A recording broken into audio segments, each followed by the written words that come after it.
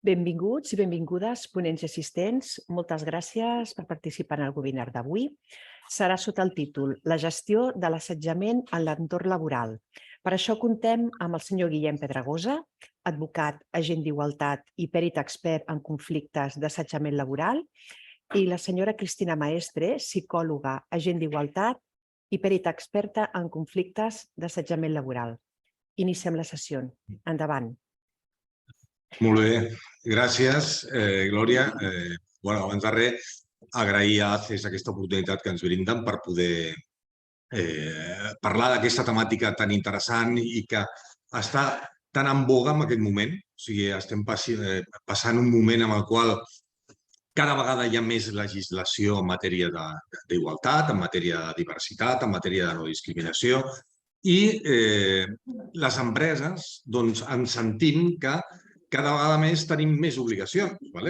Però d'aquí que la meva intervenció vulgui ser un primer pas per després donar pas a el que seria l'aportació de solventar dubtes i que ens farà la meva companya i gerent d'Igualia, Cristina Maestre. Jo us compartiré una pantalla perquè us he desenvolupat una sèrie d'imatges que crec que seran esclaridores.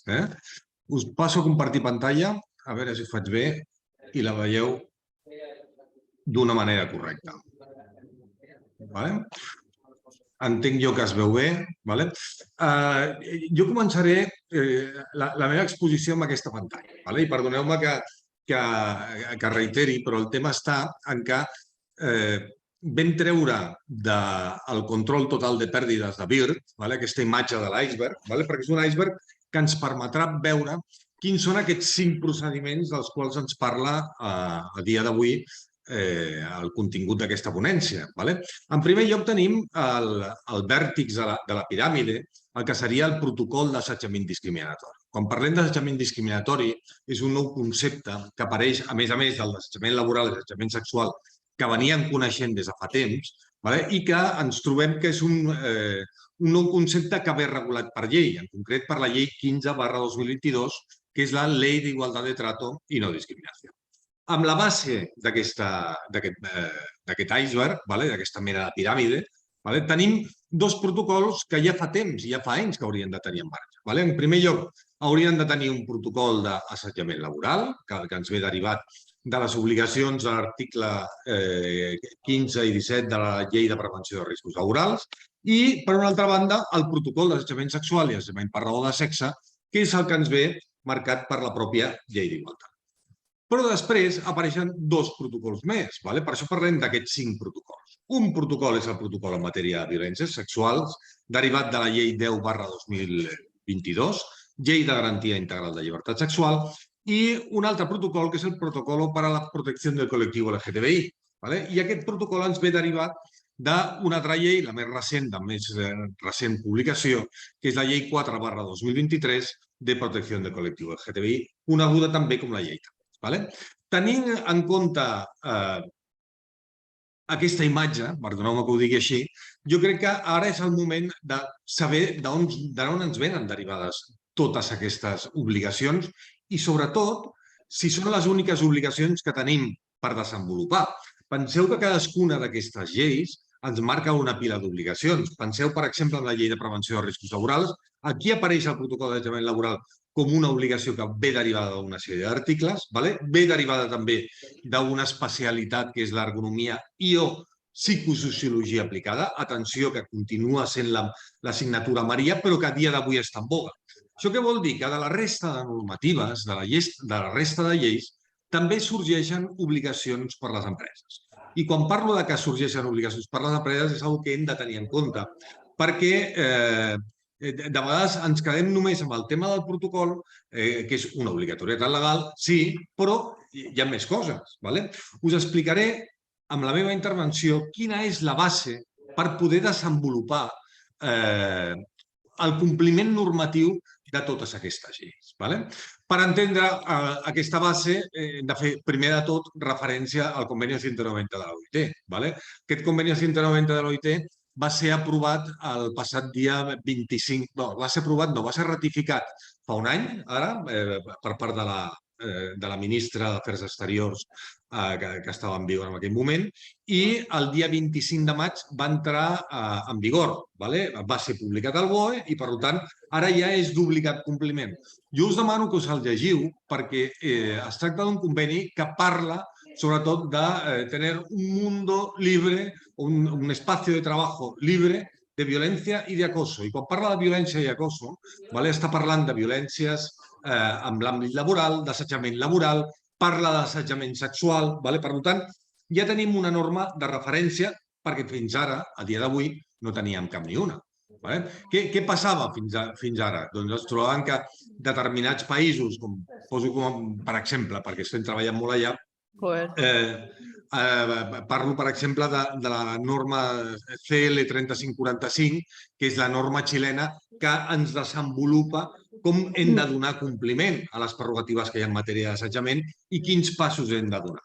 En tot cas, aquest conveni 190 de l'OIT és un conveni que afecta a totes les persones treballadores i, a més, deixeu-me que m'aturi i que llegeixi aquí, dice, son personas que trabajan, cualquiera que sea su relación contractual, persones en formació, inclòs els passants, aprendices, treballadors acomiadats, voluntaris, persones que busquen feina, postulants, etc. O sigui, no està parlant només de persones que tinguem en nòmina, sinó també tota una retaïla d'exemples de persones que puguin tenir una diferent relació laboral dins de l'organització.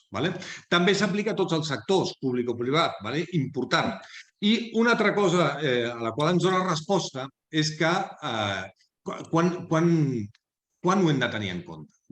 Només en la relació laboral que tenim al centre de treball, el conveni 190 de l'OIT ens ho explica dient que inclou i es considera assetjament, per tant, es pot arribar a produir en el lugar de trabajo, incluidos espacios públicos o privados, en llocs on es paga el treballador, on pren el descans, on menja, menjadors, instal·lacions sanitàries, lavabos, vestuaris, desplaçaments o viatges també, ja continua existint aquesta relació laboral, al marc de les comunicacions relacionades amb la feina, o sigui, atenció, aquest és un punt important que després la meva companya tocarà en referència al tema de les tecnologies de la informació i la comunicació, en el alojamiento proporcionado por el empleador, si estem fora de la feina en un lloc, doncs si es produeix una situació que pogués arribar a ser considerada assetjament, també es tindrà en compte, i trajectes, important, amb el tema dels trajectes, que també estarien inclòs. En tot cas, aquest conveni 190, i ara veureu per què us ho dic, ens parla de determinats tipus de situacions en les quals una persona pot arribar a ser considerada com a assetjadora. I ens parla en concret que amb una sola actuació ja podem parlar d'assetjament laboral. Això ho deixo obert, perquè serà una de les preguntes que la Cristina Maestre ens donarà resposta en una estoneta. Ho dic perquè s'està veient molt per les xarxes socials que, atenció, que ha canviat el concepte d'acoso quan estem parlant d'aquest conveni 190 de l'OIT. Aquest conveni 190 de l'OIT no està canviant el concepte. Nosaltres tenim un concepte, tenim una legislació interna, després la Cristina ens ho explicarà més. Jo sí que vull fer referència a d'on venen totes aquestes lleis. I ho sento, però m'he de remetre a l'article 14 de la Constitució espanyola. Hi ha una norma, hi ha una Carta Magna, és una norma de rang de llei superior a tota la resta, que ens diu a l'article 14 ja que tots els espanyols somos iguales ante la ley, sin que pueda prevalecer discriminación alguna por razón de nacimiento, raza, sexo, religión, etc.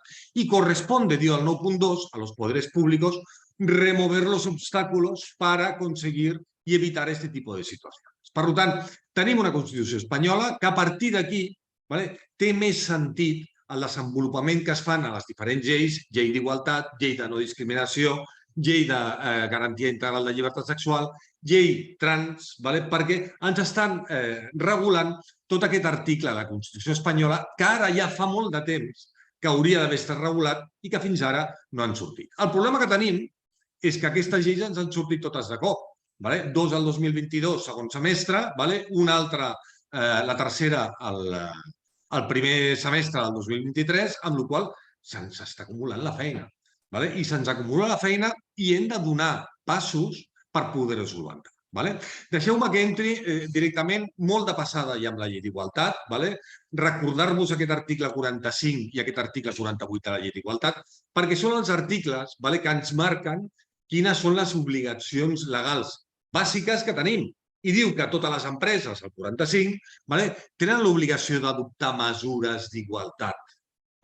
Després, el 45.2, permetem que canvi de pantalla, ens diu que aquestes mesures d'igualtat que totes les empreses haurien de tenir, i a les quals es refereix el paràgraf anterior, deberán dirigirse a la elaboración e implantación de un plan d'igualtat. Per tant, les obligacions derivades d'aquesta llei d'igualtat afecten a totes les empreses, afecten a totes les companyies, a totes les organitzacions. Per tant, si teniu dins del vostre grup empresarial alguna empresa, alguna companyia que no tingui cobert el tema de la igualtat, tingueu-ho cobert, perquè l'article 45 ens obliga a donar-li compliment. No us parlaré del pla d'igualtat. Jo entenc que ja tothom i totes les organitzacions que tenen l'obligació ja tenen el seu pla d'igualtat o l'esteu negociant o esteu en fase d'inscriure'l dins del RECCON. Si no ho heu fet, feu-ho, sisplau, feu-ho, perquè les responsabilitats són una brutalitat. Ara salto aquest article 48, ara entrarem. Perquè quan parlem de responsabilitats, estem parlant de responsabilitats pecuniàries importantíssimes i l'autoritat laboral i la inspecció de treball no té cap mena de mirament. No comptar amb aquestes mesures a l'article 45, sancions de 700 a 7.500 euros, no tenir un pla d'igualtat de 7.000 a 225.000, i cuidado que quan ja parlem de persones treballadores o lactants, treballadores embarassades o lactants, atenció que les sancions poden arribar fins a prop del 1.000 euros.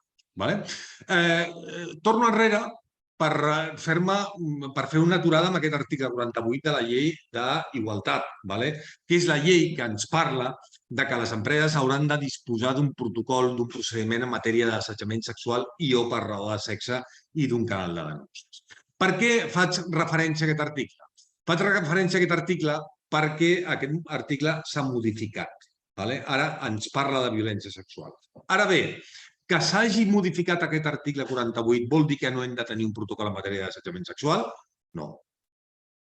L'hem de tenir. Penseu que el Real Decret 901 per a aquelles empreses o entitats que hagueu implementat el pla d'igualtat, a l'últim apartat del 901 ens diu que aquest protocol d'assetjament sexual l'haurem de negociar. Amb la qual cosa ens surt un altre tema que haurem de tenir en compte. No només haurem de negociar aquest protocol d'assetjament sexual, sinó que aquest protocol d'assetjament sexual, com bé deia aquest article, ha de ser un procediment específic. Per tant, encara a dia d'avui ens estem trobant amb entitats que teniu procediments on s'ajunta l'assetjament discriminatori, l'assetjament sexual, l'assetjament laboral. No, cuidado, que estem incomplint. A partir d'aquí, us he de parlar d'una altra llei. Us he de parlar d'una altra llei, que és la llei d'igualtat de tracte i no discriminació. Aquesta llei és una llei que va sortir el segon semestre de l'any 2022, va entrar en vigor al mes de setembre, per tant és d'obligatori compliment, i vull fer una especial referència a què és el que comporta aquesta llei. Perquè aquesta llei ens introdueix un concepte nou d'aquells procediments que tenim allà al principi, quan veiem l'iceberg de Bird amb tot el tema dels procediments. Un d'ells és el d'assetjament discriminatori. I quan parlem d'assetjament discriminatori, hem de parlar d'assetjament discriminatori que es pugui arribar a produir per qualsevol situació contemplada a l'article 2.1, per raó de raça, sexe, religió, identitat de gènere, orientació sexual, etc. Parla també de condicions físiques, serològiques, qualsevol motiu. És a dir, ens marca també una coletilla que ens diu que por cualquier otra circunstancia por la cual se pudiera llegar a producir discriminación, encara que no estigui prevista amb aquests 16 ítems que ens marca l'article 2. En tot cas, quines obligacions ens marca aquesta llei? ens obliga a tenir un protocol, per suposat, però fixeu-vos en l'article 25. Atenció, diu: la protección frente a la discriminación obliga, y llegeixo textualment, a la aplicación de métodos o instrumentos suficientes para su detección. Què vol dir métodos o instrumentos suficientes para su detección? Ens parla que hem de fer un diagnòstic de situació per determinar si en algun lloc, en alguna àrea, amb alguna comunicació dins de la nostra organització s'estan produint possibles situacions de detecció. Continúa dient l'article, diu, además obliga a la adopción de medidas preventivas. Les accions preventives són un pla d'actuació, que és el que entenem i el que coneixem com a pla de diversitat. I per últim ens diu que ens obliga a més, a la articulació de medidas adecuadas para el cese de las situaciones discriminatorias. Què vol dir això? És el protocol d'assetjament discriminatori. Per tant, a què ens està obligant? A un diagnòstic, a un pla de diversitat i a un protocol d'assetjament discriminatori. A què ens sona això? Ens sona a la llei d'igualtat, diagnòstic d'igualtat, el pla d'igualtat, el protocol d'assetjament sexual, està seguint una mateixa línia. I comporta responsabilitats? Moltíssimes. Aquesta llei crec que serà com ho diria? El coladero, permeteu-me l'expressió. Serà un coladero per les possibles denúncies que tinguem en matèria d'assetjament i ara veureu per què. Perquè ens està parlant, en concret l'article 27, de la persona física o jurídica que causa discriminación por alguno de los motivos previstos en el apartado 1 del artículo 2, és a dir, per qualsevol causa de discriminació per raó de raça, sexe, religió, etc., repararà, 1, el daño causado proporcionando una indemnización. Cuidado que aquest matí estava llegint ja sentències on hi ha indemnitzacions de més de 150.000 euros. Abans arribaven als 150.000. Ara ja passen de 150.000 euros per discriminació. I segon, restitució de la víctima a la situació anterior a l'incident discriminatori. És a dir, que per si algun motiu aquesta persona l'hem despatxada per lo que sigui, l'haurem de tornar a contractar. Despido nulo. Y continúa dient aquest article: serán igualmente responsables del daño causado las personas empleadoras o prestadoras de bienes y servicios cuando la discriminación, incluido el acoso, se produzca en su ámbito de organización o dirección i no hagin complert les obligacions previstes a l'apartat 1 de l'article 25. Anem a dalt a l'apartat 1. He vist abans un puntero làser, perdoneu-me, el poso aquí. Anem a l'apartat 1 de l'article 25 i aquí ens trobem que el que ens està dient és, escolta, serem responsables si no hem complert aquestes 3 obligacions: diagnòstic, pla de diversitat i protocol d'assetjament discriminatori. Per últim, ressaltar l'article 30. Quan parlem de l'article 30 d'aquesta llei 15/2022, el que ens parla és de la inversió de la càrrega de prova. Per tant, nosaltres, com a empresa, com a entitat, haurem de demostrar que, i torno a dalt, hem complert amb aquesta obligació per poder evitar la possible responsabilitat. Acció... Ui, ara se m'ha quedat el puntero i no... Que ho trec. Ara. Responsabilitats. Sancions de fins a 500.000 euros. Però, a més, vull fer un alto en el camino perquè el 25.2 ens diu que el incumplimiento de las obligaciones previstas en el apartado anterior, diagnóstico, plan de diversidad y protocolo de asesinato discriminatorio, dará lugar a responsabilidades administrativas y así como en su caso, responsabilidades civiles y penales por los daños y perjuicios que pudieran derivarse. Cuidado, que ens està incluint aquí la responsabilitat penal. I ara ho veurem amb més claretat amb la següent llei, que és la llei de garantia integral de llibertat sexual. En tot cas, com ho hem de fer? Insisteixo, diagnòstic, pla i protocol, ho hem de tenir al dia. Si no ho teniu al dia, si us plau, poseu-vos-hi, és importantíssim, perquè si no després els pals ens venen per darrere. I ara ja entraríem dins el que seria la llei de garantia integral de llibertat sexual. Aquesta llei de garantia integral de llibertat sexual és una llei també coneguda com el caso La Manada. Quan parlem de violències sexuals, que és l'objecte del qual està tractant aquesta llei, parlem d'assetjament sexual, parlem d'hostigamiento sexual, parlem d'agressió sexual.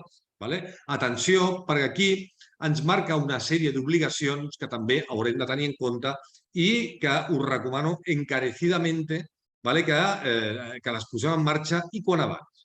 I us dic per què. Perquè hi ha un article, que és l'article 12, que ens està dient, llegeixo textualment, diu, las empresas deberán promover condiciones de trabajo, atenció, que eviten la comisión de delitos y otras conductas contra la libertad sexual y la integridad moral del trabajo, incidiendo especialmente en el acoso sexual. Què vol dir això? Que ens hem de posar el barret de Mossos d'Esquadra. O sigui, ens hem de posar el barret de Mossos d'Esquadra, de Guàrdia Civil, del que tu vulguis. Per què? Perquè hem d'evitar que es produeixin delictes en aquest sentit. Delictes contra la llibertat sexual i delictes contra la integritat moral. Cuidado, que se'ns estan juntant aquí dos conceptes, que és el de llibertat sexual i integritat moral, que podem identificar directament amb violències sexuals, inclús l'assetjament sexual, i també amb les temàtiques de mobbing o assetjament laboral. Atenció, perquè ara passem a tenir responsabilitat penal. Què més ens diu? I aquí vamos al kit de la qüestió també. Diu, asimismo deberán arbitrar procedimientos específicos para su prevención y dar causa a las denuncias o reclamaciones que puedan formular quienes han sido víctimas de estas conductas. Què vol dir? Incluyendo específicamente las sufridas en el ámbito digital. Què vol dir això? Que, atenció, que hem de tenir un altre dels procediments dels quals hem parlat amb l'iceberg de Vir. Quin és el procediment que hem de tenir en marxa? Un procediment contra les violències sexuals. Ja no ens bastarà només amb un protocol contra l'assetjament sexual. La resta de violència sexual, nosaltres com a empresa, com a organització, les hem de tenir en compte. Per tant, hem de tenir en compte aquestes violències sexuals i hem de crear un procediment que ens ajudi a combatre aquestes possibles situacions. Per què? Perquè serem responsables. Més obligacions que ens marca? Doncs la que diu l'article 12.2. El 12.2 diu, las empresas además promoverán la sensibilización y ofrecerán formación para la protección integral contra las violencias sexuales a todo el personal a su servicio. Què vol dir això? Formació. Formació en matèria de violències sexuals. Importantíssim. Parleu amb ACES perquè vam posar en marxa una acció formativa i a través d'ACES la podem impartir. En tot cas, vull ressaltar només un altre article. Hi ha moltes més obligacions, no tenim temps per tractar-les totes. Altres obligacions que parlen de prevenció de riscos laborals, que hem de treballar, per exemple, les avaluacions de riscos en perspectiva de gènere, que hem de contemplar les violències sexuals dins del que serien les pròpies avaluacions de riscos. Hem de contemplar tots aquests riscos. Per tant, els vostres serveis de prevenció s'han de posar les piles en aquest sentit, perquè si no estarem incomplint. I aquest article 16 és un article que a mi em va portar a confusió en un principi, perquè jo deia, bueno, deixeu-me que us el llegeixi.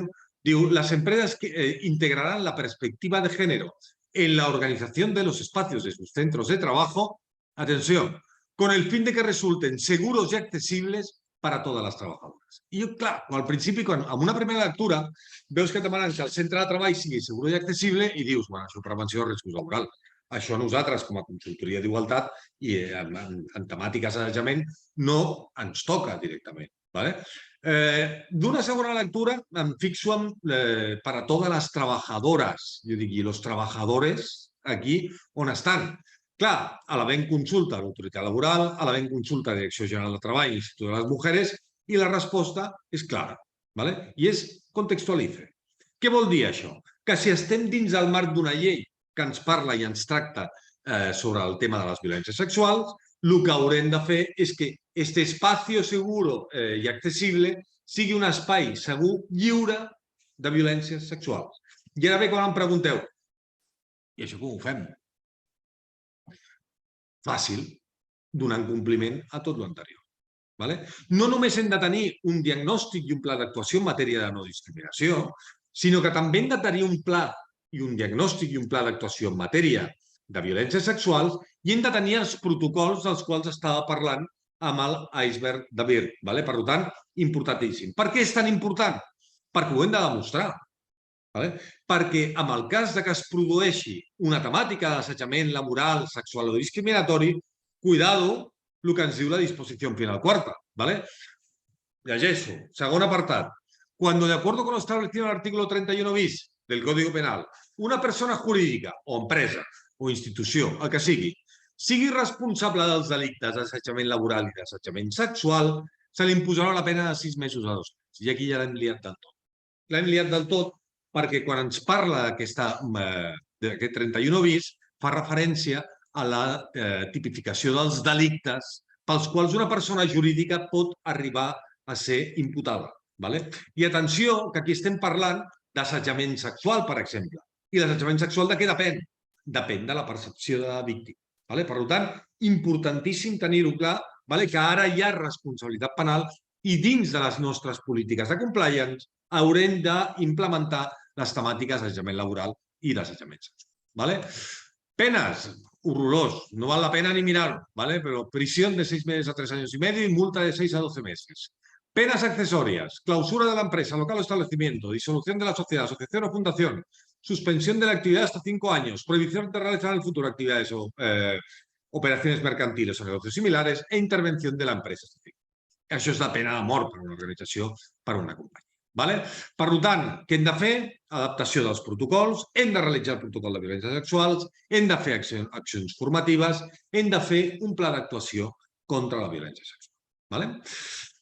I última llei que ens entra en vigor. Ja deixaré pas a la meva companya Cristina, vaig justet a temps, però vull remarcar aquest article 15 de la Llei d'Igualtat de Tracte de No Discriminació LGTBI, perquè ens diu que amb el plaç de 12 mesos des de la publicació de la llei havien d'entrar a desenvolupar llegeixo textualment, conjunto planificado de medidas y recursos para alcanzar la igualdad efectiva y real de les persones LGTBI. I atenció que aquí entra en joc el 5è procediment que teníem vist amb l'iceberg de Bird, que diu que incluya un protocolo de actuación para la atención del acoso o la violencia contra les persones LGTBI.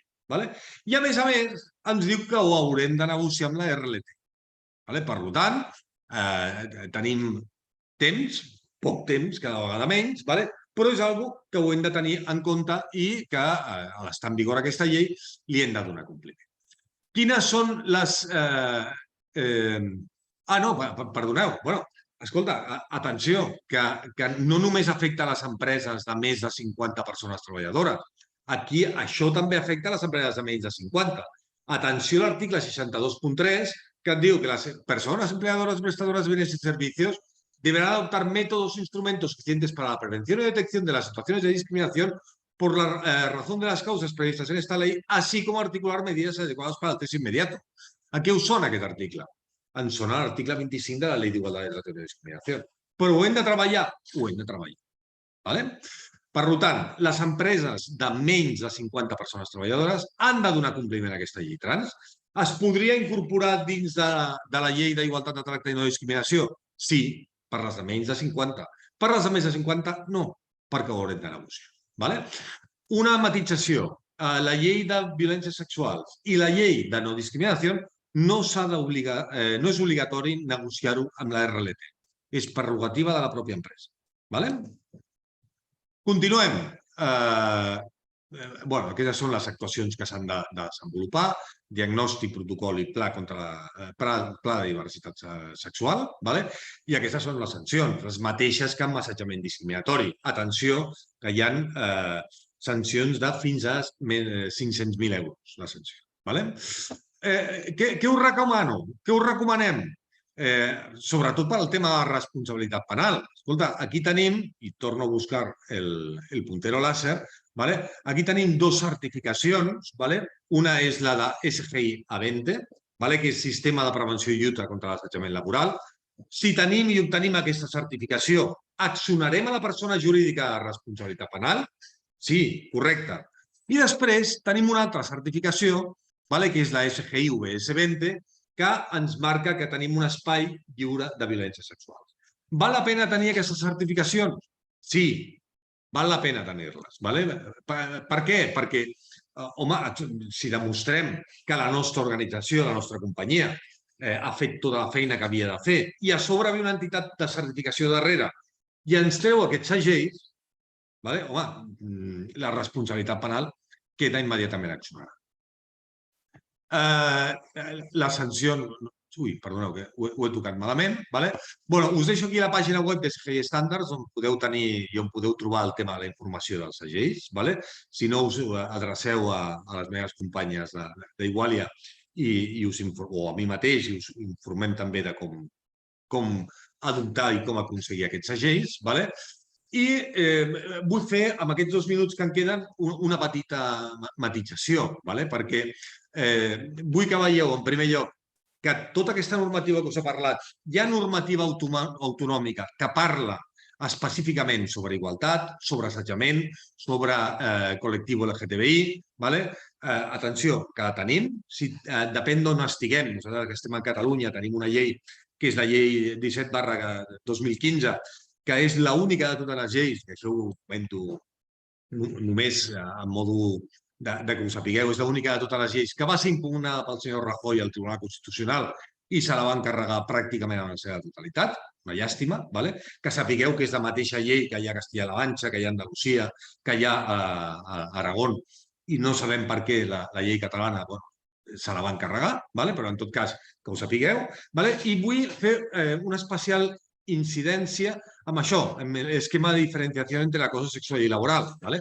Per què? No us parlaré de les definicions, vale? Però sí que vull que veieu aquest esquema.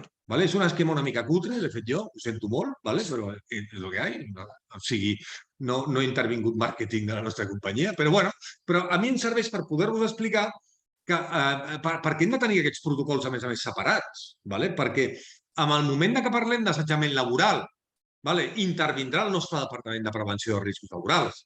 I en el cas que fem una investigació a l'actual servei de prevenció, en el cas que parlem d'un cas d'assetjament sexual, qui ha d'intervenir és la gent d'Igualtat, que són els professionals, al igual que els prevencionistes en matèria d'assetjament laboral han de dominar-ho, els agents d'Igualtat han de dominar la temàtica en matèria d'assetjament sexual. Vale? Per tant, important que ho tinguem clar. També aquí hem d'informar el Comitè de Seguretat i Salut en el cas que parlem d'assetjament laboral i en el cas que parlem d'assetjament sexual a la Comissió d'Igualtat. Vale? Així té més sentit. Vale? Important també, hem de tenir present aquesta resolució informal de conflictes. Vale? La mediació prohibida al 100%. Vale? Investigació, ho sento, però sempre. Vale? Aquí acaba la meva intervenció. Sí que us he posat aquesta última pantalla, vale? Perquè sapigueu que els dies 28 i 29 hi tenim a ACES com a entitat col·laboradora i que participarà dins de tot el procés del Summit, estarà i es desenvoluparà el primer Summit internacional d'Igualtat, No Discriminació i Diversitat, que sapigueu que es fa el dia 28 i 29 a la ciutat de Barcelona. Vale? I ja està. No em prenyo més. Fins aquí la meva intervenció. I deixo pas a la meva companya Cristina Maestre, gerente d'Igualia, que ens explicaràs. Cristina, endavant. Muchas gracias, Guillem. Gracias a todas las personas que estáis aquí hoy escuchándonos. Voy a pasar a compartir pantalla. Y bueno, yo os voy a explicar un poquito hoy qué hacemos, ¿no? Es decir, ya sabemos, tenemos muchas cosas que hacer y muchos cambios que nos ha traído el convenio 190.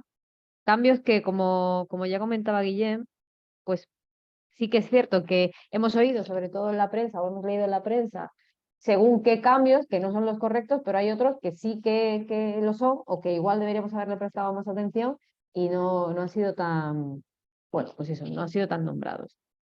Lo que yo os voy a comentar hoy, pues como veis en el índice, empezamos con qué implicaciones tiene esta ratificación del convenio 190. Luego os voy a hablar del acoso y la violencia y ya os doy un poquito de pistas de qué implicaciones tiene el convenio 190. Y luego vamos a hablar de la prevención y por último de la investigación en los casos de acoso. Empiezo con las implicaciones del convenio 190 y os dejo el texto que ya os ha puesto Guillem anteriormente, pero porque es importante lo siguiente. Es decir, cuando ha aparecido en prensa eso de que vamos a tener, o que las empresas, la gran mayoría, va a tener que modificar sus protocolos de acoso en general, y sobre todo hacía mucha mención del acoso laboral, hablando de, a partir de ahora va a ser necesario con una sola acción, etcétera, etcétera, ese no es el motivo por el que vayamos a tener que modificar o que actualizar nuestros protocolos de acoso. El motivo por el que tenemos que actualizar los protocolos de acoso es porque hasta ahora solamente estaban protegiendo a las personas trabajadoras. Y sin embargo, aquí en este convenio lo que nos dice es que tenemos que hacer una ampliación sustancial del alcance de ese protocolo y tenemos que incluir, pues, personas que trabajan, personas que estén en formación, incluyendo personas, pues, aprendices, personas becarias, personas trabajadoras que hayamos despedido, personas que estén haciendo voluntariado en nuestras empresas, personas que estén en busca de empleo, es decir, personas que estén dentro del proceso de selección, independientemente de que estas personas sean o no seleccionadas, y evidentemente personas que vayan a ejercer algún tipo de responsabilidad de un empleador, ¿vale? Y evidentemente esto se aplica a todos los sectores. Hasta ahora, nuestro protocolo hablaba de personas trabajadoras y básicamente lo que nos viene a decir este convenio 190, que además, si os fijáis en lo que aparece en la Ley de Protección al Informante, es que no me acuerdo ahora mismo qué código tiene esa ley, pero la que salió hace poquito, la que salió en febrero, que es la que nos marca cómo tenemos que tener estructurado el canal de denuncias, que no habla de canal de denuncias en sí, habla de canal de información.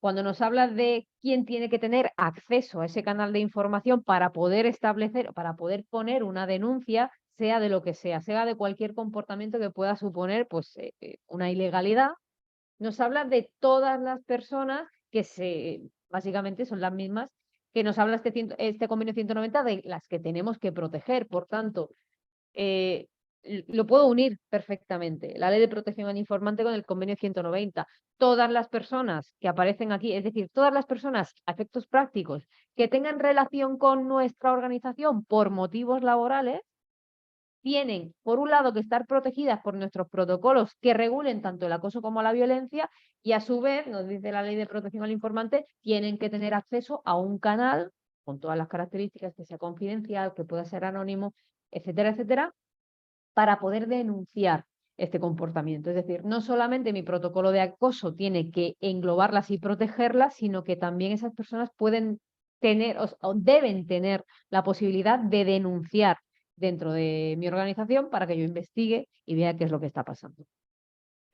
Os dejo aquí, y esto es lo que yo creo que ha ocasionado un poquito el malentendido.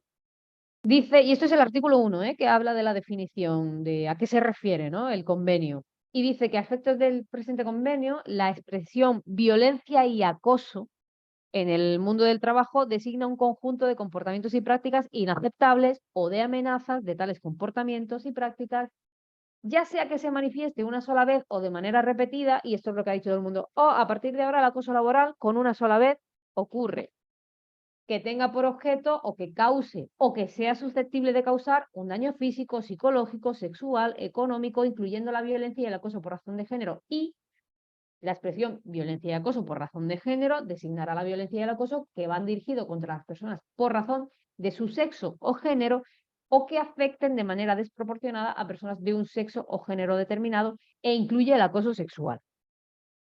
Y dices, madre mía, de pronto todas las leyes que nos ha comentado Guillermo anteriormente, que nos hablan de esa especificidad que tenemos en el caso de la legislación española, esto se lo ventila. Pero ¿qué es lo que ocurre? Es que todo el mundo se ha olvidado del punto 2, que dice, sin perjuicio de lo dispuesto en los apartados A y B del párrafo 1, la violencia y el acoso pueden definirse en la legislación nacional como un concepto único o como conceptos separados. Y esto no nos podemos olvidar de ello, porque en nuestra legislación son conceptos separados, y no solamente es que sean conceptos separados, es que son fundamentalmente diferentes, sobre todo a la hora de determinarlos. Por tanto, yo no puedo hablar de un acoso laboral que a nivel tanto de regulación como a nivel incluso de código penal tiene acoso. Yo no estoy hablando de acoso laboral, sino de la palabra acoso, tiene unas connotaciones. Yo no me puedo olvidar de esas connotaciones simplemente porque aquí haya un convenio, que volvemos a lo mismo, es un convenio internacional que se tiene que ajustar a todas las normativas legales de todos los países donde se pueda ratificar y me voy a olvidar de la legislación que aplica a nivel nacional en nuestro caso, ¿vale? Por tanto, por eso el segundo punto, este era muy cortito, simplemente para matizar, lo importante es hablar, bueno, qué es el acoso y qué es la violencia. Os voy a dejar enumerados todos los tipos de acoso que actualmente se han ido definiendo de manera separada, incluyendo la violencia sexual.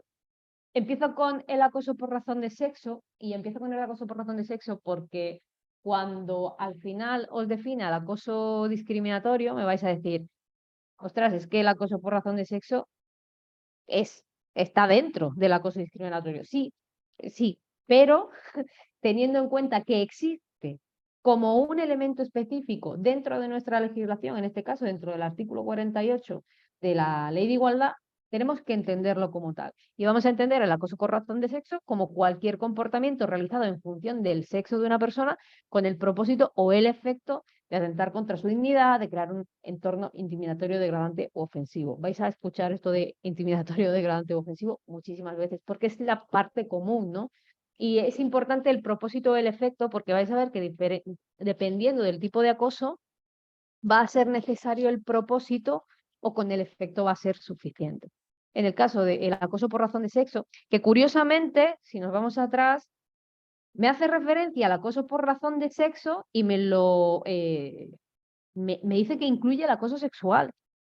Cosa que a nivel legal en España no tiene nada que ver el acoso por razón de sexo que el acoso sexual. Una cosa es la connotación sexual de un acoso o la vulneración de la libertad sexual de la persona, y otra cosa muy diferente es un acoso por el género o por el sexo al que pertenece la persona. Sin embargo, aquí, pues ya os digo, lo hace algo como muy global, pero porque si no fuera muy global no podría ser de aplicación, no se podría ratificar con ningún país prácticamente, por el que justamente coincidiera que tiene una regulación pues similar a la que decidiera, ¿no? Tenemos claro entonces lo que es el acoso por razón de sexo, aunque ya os digo, cada vez más escuchamos menos la categoría de acoso por razón de sexo, y ya os adelanto que muy probablemente cada vez la escuchemos menos, precisamente por eso, porque es que el acoso discriminatorio hasta hace prácticamente unos meses no existía como concepto jurídico, por así decirlo. Existía la discriminación, pero a raíz de la entrada en vigor de la Ley 15/2022 aparece el concepto de acoso discriminatorio. Pero bueno, hablando de acoso sexual y de acoso por razón de sexo, vamos a entender que el acoso sexual es cualquier situación que se produzca tanto a nivel verbal, no verbal o física, que sea no deseada y que sea de índole sexual, que tenga, y vuelve a hablar del propósito o el efecto de atentar contra la dignidad de la persona, creando un entorno intimidatorio, hostil, degradante, humillante u ofensivo. Es decir, aquí, mientras que en el anterior, en el acoso por razón de sexo, estamos hablando de un comportamiento que se realiza en función del sexo de una persona, en el acoso sexual estamos hablando de que tiene que tener un componente sexual. Esto es muy sencillo ver la diferencia. No es lo mismo que, os pongo un ejemplo de acoso por razón de sexo, en los trabajos, entramos en el ámbito laboral siempre, en los trabajos que históricamente han sido desempeñados por mujeres, por ejemplo, en la enfermería, los hombres enfermeros, aún hoy en día, por desgracia, siguen teniendo que escuchar según qué comentarios, según qué apreciaciones de su hombría por el trabajo que están desempeñando, porque se considera que el trabajo de enfermería está o debería desempeñarlo la mujer. Eso sería si yo sistemáticamente me estoy burlando de un chico por ser enfermero, o estoy considerando que va a hacer peor su trabajo, o estoy limitando sus capacidades, sus posibilidades para ascender o para hacer según qué tareas, yo ahí estaría ejerciendo un acoso por razón de sexo, porque yo estoy asociando su sexo a sus capacidades laborales, que no tiene nada que ver con el acoso sexual. Nadie en su sano juicio, tal y como está conceptualizado y tal y como lo entendemos conceptualizado en nuestras leyes, entendemos que es totalmente diferente eso que yo a ese chico, independientemente del trabajo que tenga, esté constantemente pidiéndole citas y queriendo salir con él y haciéndole comentarios sexuales y preguntándole por sus preferencias sexuales. No tiene nada que ver. Sin embargo, por eso os digo, el convenio 190 me lo aúna. Eso no significa que yo me tenga que olvidar de todo lo que hasta ahora ha funcionado y se ha implementado a nivel nacional, ¿vale? Dejamos claro entonces lo que es el acoso sexual. ¿Qué es entonces la violencia sexual? Porque antes solamente pasa lo mismo con el acoso discriminatorio. Antes no existía, entre comillas, no existía el concepto. Significa que a las personas no las acosaran por cuestiones discriminatorias. Pasa lo mismo con la violencia sexual. La violencia sexual era un concepto que hasta ahora, como mínimo a nivel legal, no lo manejábamos, no teníamos ese concepto.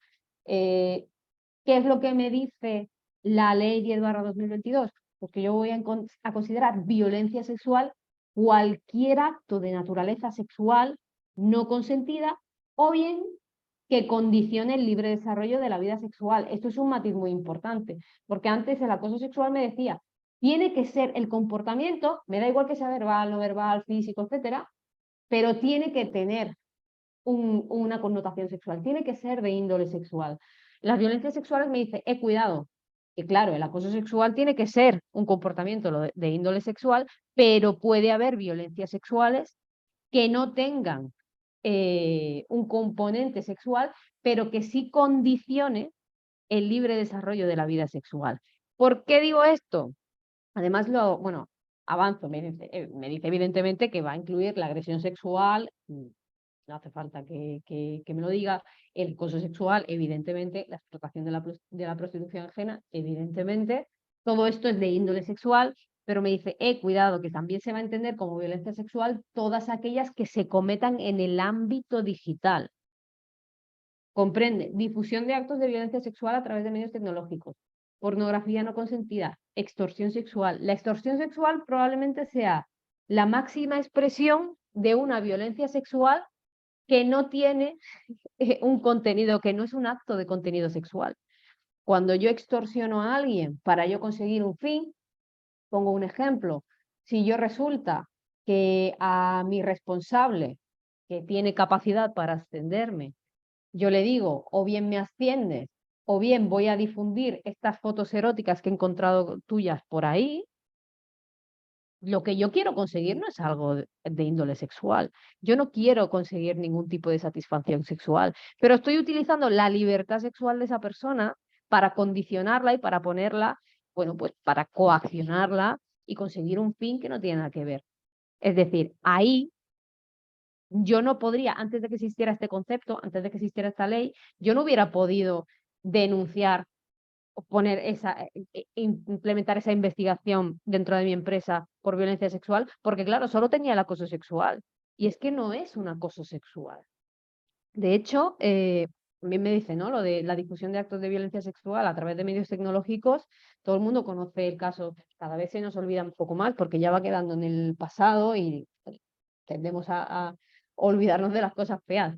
Pero todo el mundo recuerda el caso bueno, de la trabajadora de Iveco que, por desgracia, por una filtración de unos vídeos de índole sexual, la trabajadora terminó pues acabando con su vida y ese delito como tal se juzgó en su momento, que al final quedó en nada, por cierto, como un delito de revelación de secretos. ¿Por qué? Porque no era un acoso sexual.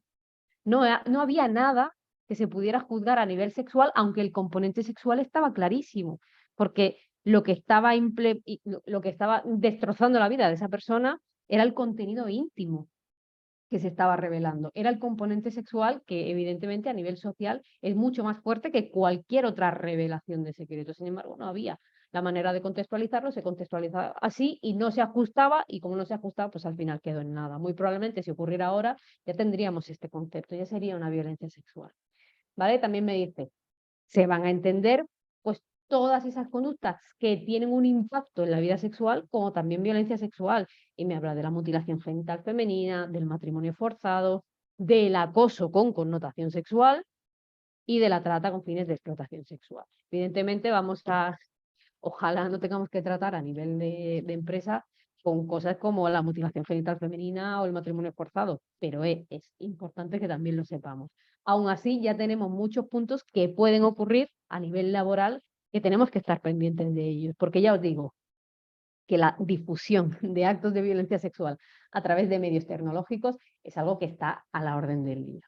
El acoso discriminatorio me dice que se va a entender como cualquier conducta realizada por razón de sexo, nacimiento, origen racial, étnico, religión, opinión, edad, discapacidad, orientación, identidad sexual, expresión de género, condición de salud, lengua, situación socioeconómica, y esto es lo que decía Guille en la coletilla, ¿no? O cualquier otra condición o circunstancia personal o social que tenga como objetivo o consecuencia atentar contra la dignidad. Aquí también, objetivo o consecuencia. No me importa hasta aquí, no me importa la intención, ¿vale? De la persona. Y me decís, ostras, pero si aquí ya me viene lo de razón de sexo. Es decir, una cosa discriminatoria, si yo discrimino a alguien por una de estas razones y una de ellas es el sexo de la persona o incluso el género de la persona, es lo mismo que el acoso por razón de sexo. Pues sí, literalmente es lo mismo. Esto es lo que vamos a tener que determinar a la hora de, por un lado, yo sé lo que legalmente tengo que hacer, pero cuando tengo que investigar, yo tengo que establecer unas pautas y tengo que entender que si yo tengo un acoso discriminatorio, pues lo voy a investigar igual si es por origen racial o si es por razón de sexo, aunque yo en mi informe, si tengo un acoso por origen racial, voy a poner acoso discriminatorio, pero si es por razón de sexo, tendré que poner por razón de sexo. ¿Por qué? Porque ya está regulado. Y luego tenemos por último el acoso al colectivo LGTBI, que volvemos a lo mismo. No sería también un acoso discriminatorio efectivamente, pero en este caso solamente es pues, relativo a la atracción de una persona en el plano emotivo, romántico, sexual o afectivo o en la expresión que la misma va de su género, pues yo lo contextualizo. Si yo estoy investigando, si ya tengo una contextualización legal, la matizo y no tengo ningún tipo de problema. Una vez sé todo esto, una vez ya sé que a nivel legal, a nivel nacional al menos, tenemos todas estas diferencias. ¿Qué es lo que hacemos? Pues lo primero que hacemos es prevenir, porque evidentemente no queremos tener que gestionar esto y si no queremos tener que gestionarlo, porque ya os digo que agradable no es, pues si prevenimos, vamos a evitar gestionarlo lo máximo posible. ¿Cómo se debe prevenir? Pues os dejo aquí unas estrategias recomendadas en la organización que se pueden implementar precisamente para esto, para conseguir prevenir el acoso. Todo tipo de acoso, ¿eh?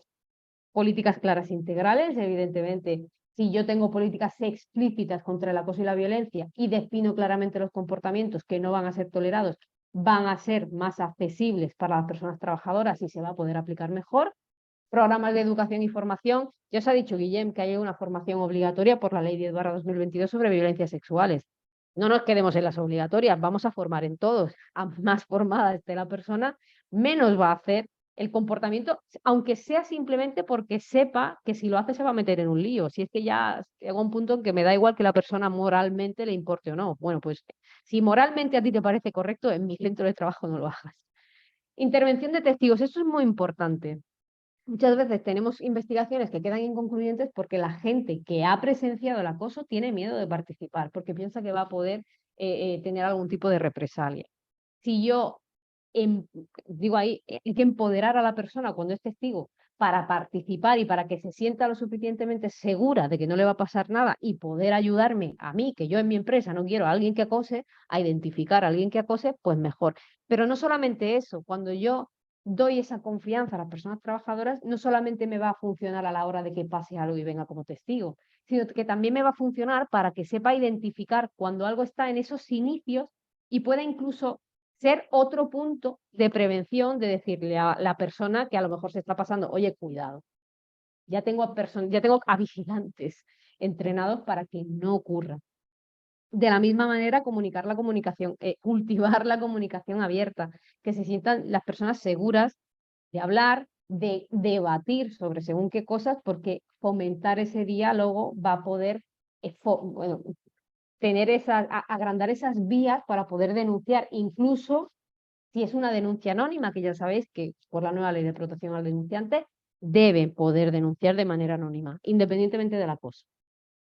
Los procesos de denuncia y de investigación que sean claros, que prioricen la confidencialidad, que sean imparciales, que tomen acciones correctivas que sean pues considerables, ¿no? Que se ajusten y garantizar que se va a proteger tanto la identidad de la víctima como de todas las personas implicadas. Y esto, obviamente, va a incentivar a las personas a que si se están pensando si denuncia o no denuncia, al menos que denuncie. Que al final, a mí me da igual, aunque la denuncia luego al final quede en que no se puede probar el acoso, porque a lo mejor, sobre todo en el acoso laboral, las personas muchas veces se confunden, bueno, da igual, denuncia, vemos y así nos quedamos tranquilos. Y además tener un sistema de apoyo a las víctimas, que esto sí que muchas empresas, sobre todo las más pequeñitas, pues a lo mejor no tienen recursos para tener apoyo psicológico, para tener cualquier otro tipo de sistema de apoyo más estructurado, pero el mínimo hecho de que tener a alguien, de tener un responsable, de tener un agente de igualdad o una persona que tenga la sensibilidad necesaria para apoyar durante el proceso, pues ya es un añadido. Ya nos va a ayudar a poder llevar todo ese procedimiento pues, de la mejor manera posible.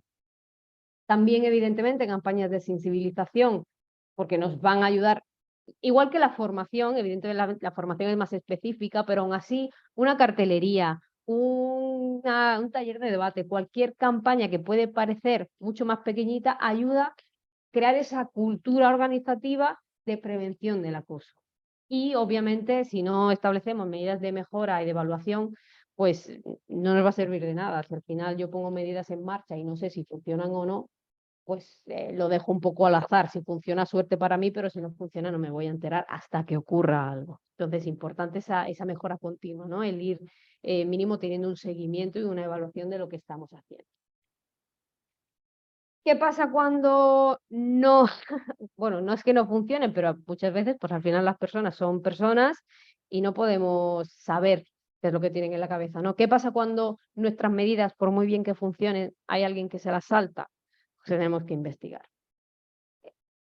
¿Qué tenemos que hacer ante un caso de acoso, no? Para empezar, responder con celeridad y apoyar a las víctimas y realizar esa investigación exhaustiva para poder tomar medidas.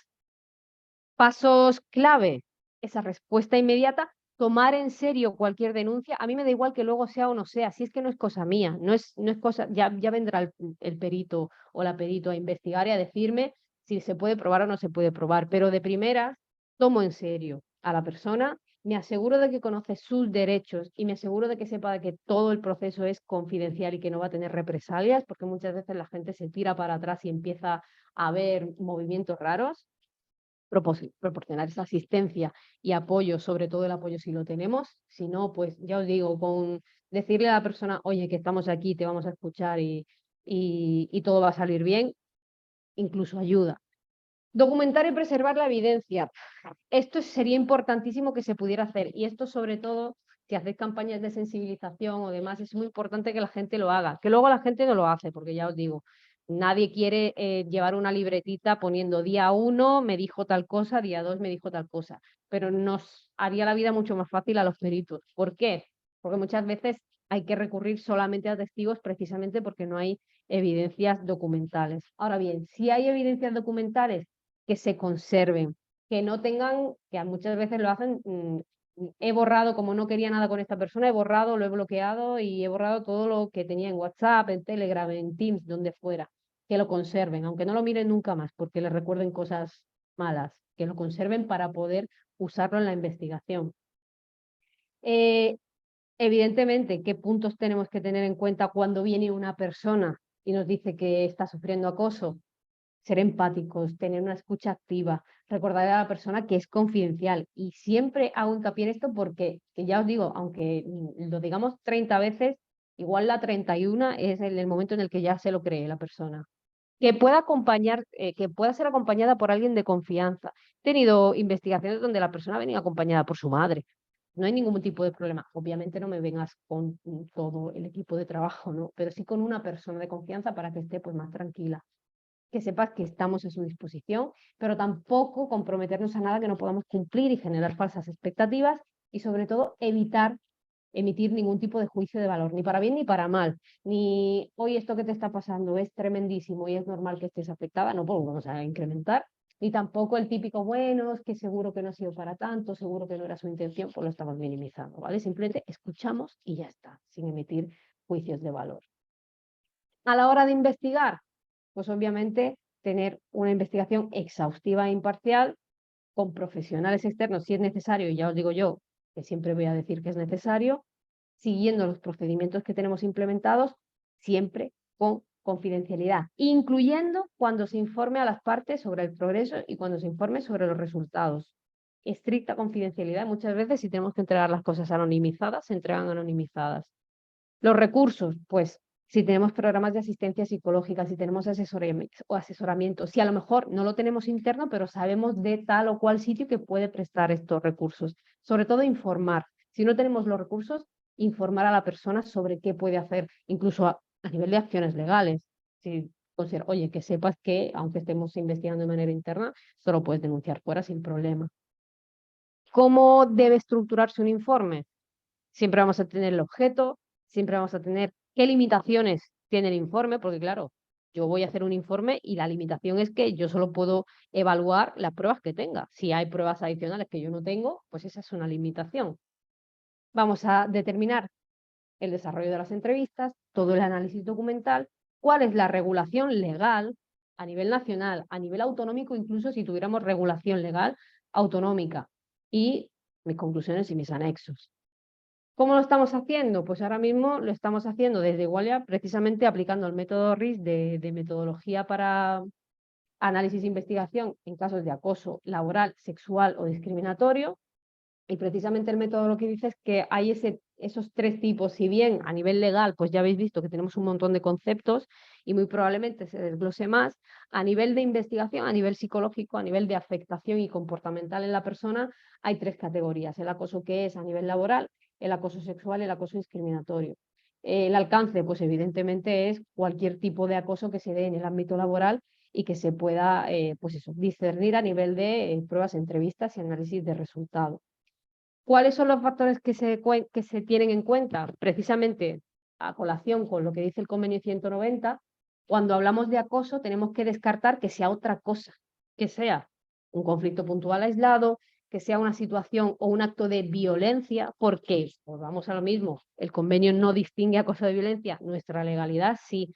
Entonces, si es un acto de violencia, entendiendo cómo ese comportamiento que pretende o cause daño, lesiones, perjuicios, que sea algo inmediato y que sea perceptible, tendremos que hacer otra cosa. No es acoso, es violencia.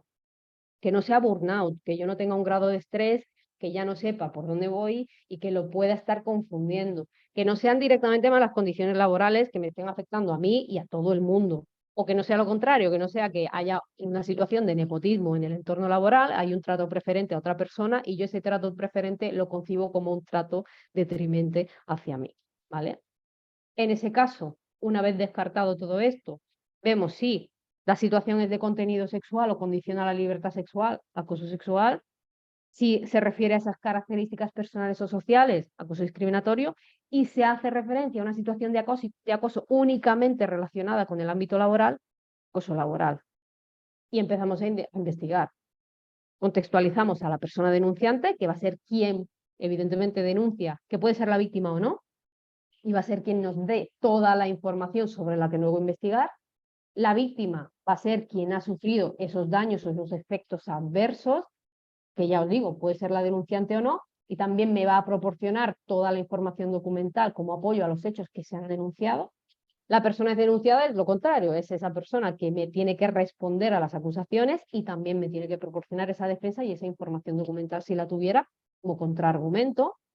Vamos a tener a testigos directos, que son las personas que han presenciado alguno de los incidentes denunciados, que tienen conocimiento de manera directa de hechos relevantes, y también los testigos de referencia, que van a ser esas personas que no han presenciado los incidentes que se han denunciado, pero tienen información relevante a nivel contextual, a nivel circunstancial, a nivel de carácter, a nivel de relación entre las personas implicadas, que me puede ser de ayuda.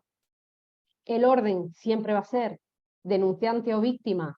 Si el denunciante no es la víctima, primero denunciante y luego víctima, luego a la persona denunciada, luego a los testigos directos que nombran las partes, luego a los testigos de referencia que nombran las partes, y en otros, pues probablemente si a lo mejor la organización en la que estamos investigando considera que hay personas relevantes que no han sido nombradas, también se podrán entrevistar como última opción.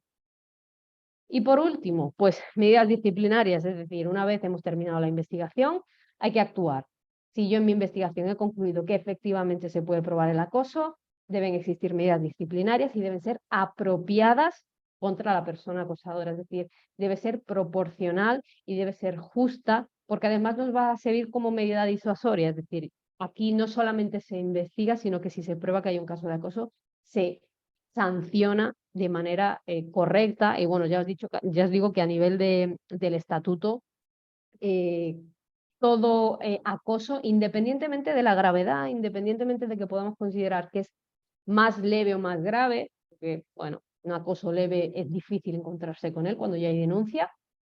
Independientemente de la gravedad, el Estatuto de las Personas Trabajadoras me dice que acosar es es un incumplimiento de contrato. Por tanto, es totalmente viable el despido disciplinario, pues porque, como yo digo, ¿no? Yo te he contratado para que vengas aquí a trabajar, no a acosar a la gente.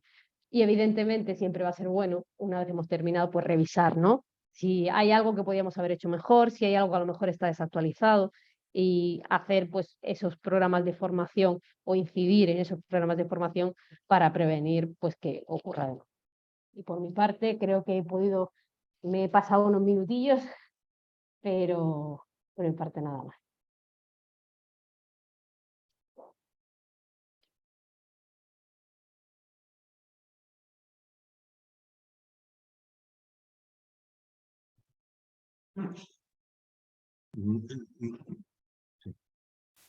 Hola, perdoneu. No, us deia que si teniu alguna consulta o pregunta a fer-li tant amb el Guillem com a la Cristina, la podeu fer mitjançant el xat, si teniu alguna dubte.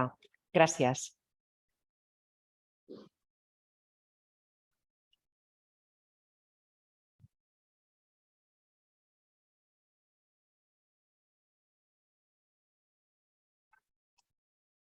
Bé, veig que no hi ha cap consulta i dubte. No crec que s'ha quedat resolt el tema o teniu alguna cosa, algun assistent que vulgui dir-li alguna cosa mal. Ah, mira, veig, a veure. Mira, em sembla que teniu una pregunta. Baix a preguntes i respostes, Guillem i Cristina. Sí. Ah, vale. En nuestro centro protocolo de clase Cristina Esteba, aquí está. A ver, bueno, y además, mira, la siguiente creo que viene un poco también a colación. Sí. En lo de poder tener junto el protocolo es relativo, es decir, si a lo que referís es que tenéis un documento donde se aúna todo y está todo estructurado dentro del mismo documento, no hay problema. Aquí la cuestión es poder diferenciar, como bien os he dicho, a nivel comportamental o a nivel conductual, o a nivel incluso de afectación a la víctima, se pueden establecer esos tres tipos de acoso, independientemente de pues, que haya otro tipo de violencias y otro tipo de situaciones conflictivas. Por tanto, la investigación va a requerir, ya no solamente la investigación, la recepción primaria va a requerir de unas sensibilidades diferentes, de unos procedimientos diferentes, de unos tiempos incluso diferentes.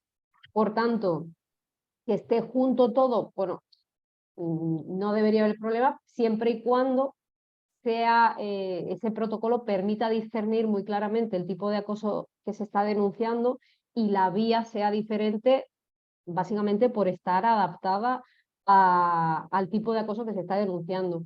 Y digo que la siguiente pregunta está un poco a colación porque, por ejemplo, en muchos protocolos de acoso laboral se encuentran procesos de mediación durante el proceso de denuncia. Yo no soy partidaria, pero pasamos a que yo, pues, como psicóloga, no soy partidaria nunca de la mediación cuando hay un conflicto, sobre todo porque puede victimizar a la víctima, revictimizar a la víctima. Sin embargo, mientras que no hay legislación referente al acoso laboral respecto a la mediación, cuando estamos hablando de un acoso sexual, por ejemplo, lo tenemos que tratar a nivel de mediación como si estuviéramos tratando un caso de violencia de género, que significa que jamás podemos proponer una mediación, no podemos encarar a la víctima, supuesta víctima, y al supuesto acosador porque la revictimización que podemos estar causando, el daño que podemos estar causando a la persona va a ser, pues para empezar, brutal para ella y además estaríamos metiéndonos en un buen lío como empresa por hacerlo. No sé, Guillermo, entiendo que quieres Sí, también hay una puntualización con respecto a la primera pregunta que nos habla, oye, por ejemplo, cuando tenemos un procedimiento de acoso discriminatorio que te lo abarca todo, ¿vale? Sin embargo, hay que atender también a la contextualización de la ley. Cuando nos habla el artículo 48 de la Ley de Igualdad, cuando nos habla del acoso sexual, ya nos dice que este procedimiento deberá ser específico, ¿vale? Pero hay otra cuestión también que tenemos que tener en cuenta. Este procedimiento, ¿vale? Vamos a tener que negociarlo en el seno de la Comisión Negociadora del Plan de Igualdad. Por lo tanto, estaremos negociando un procedimiento a nivel global que vaya más allá. Vamos a negociar lo que nos están pidiendo, ¿vale? Por lo tanto, este procedimiento de acoso sexual, a pesar de que venga derivado también de un protocolo, por ejemplo, de violencias sexuales, o que esté incluido también dentro del protocolo de acoso discriminatorio, ¿vale? Debe existir un documento único específico que trate las temáticas de acoso sexual y cómo solventarlas si nos encontramos en este tipo de situación. Porque además existe lo que entendemos como es un concepto jurídico, que es la litis consorcio activa y pasiva necesaria. Se ríe Cristina porque lo digo muy a menudo, ¿vale? Es un poco rimbombante, pero bueno, en el fondo lo que nos habla es de la legitimación, de quién puede actuar, de quién puede entender. Cuando os he puesto el esquema inicial, en él hacíamos referencia a quién, por ejemplo, debemos informar de que hemos aperturado un procedimiento de investigación. Cuando hablamos de acoso sexual, informaremos a la Comisión Negociadora del Plan de Igualdad o a la Comisión de Igualdad o de Seguimiento, ¿vale? No informaremos al Comité de Seguridad y Salud, a no ser que se haya producido un daño a la salud. Y en materia de acoso laboral, no informaremos a la Comisión de Igualdad. Tendremos que informar, por tanto, a Comité de Seguridad y Salud. ¿Vale? Una puntualización más con respecto al tema, perdonad, con respecto al tema de la mediación. Cuando pongo prohibida, ¿vale? Sobre todo cuando estamos hablando de situaciones que pueden estar tipificadas como delito, ¿vale? Y os pongo un ejemplo, parco, ¿vale? Un delito puede ser el delito de robo. Nunca vamos a poner delante a la persona robada al ladrón, ¿vale? La situación es la misma, ¿vale? Por lo tanto, por parte de la autoridad laboral y por parte de Inspección de Trabajo lo ven como una aberración. También os lo digo.